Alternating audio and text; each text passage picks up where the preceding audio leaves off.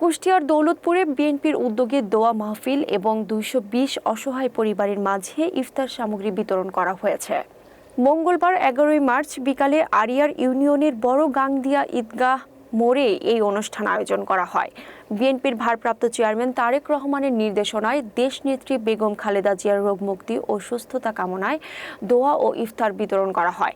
দৌলতপুর থানার বিএনপির সাবেক সভাপতি মোহাম্মদ আলতাফ হোসেনের সভাপতিত্বে প্রধান অতিথি ছিলেন মোহাম্মদ শরীফ উদ্দিন জুয়েল। বিশেষ অতিথি ছিলেন মোহাম্মদ আক্তারুজ্জামান সজল, মোহাম্মদ শহীদ সরকার মঙ্গল, মোহাম্মদ নুরুজ্জামান হাবলু মোল্লা ও মোহাম্মদ শাহাবুল ইসলাম। অনুষ্ঠান শেষে ২২০ অসহায় পরিবারের মধ্যে ইফতার সামগ্রী বিতরণ করা হয়।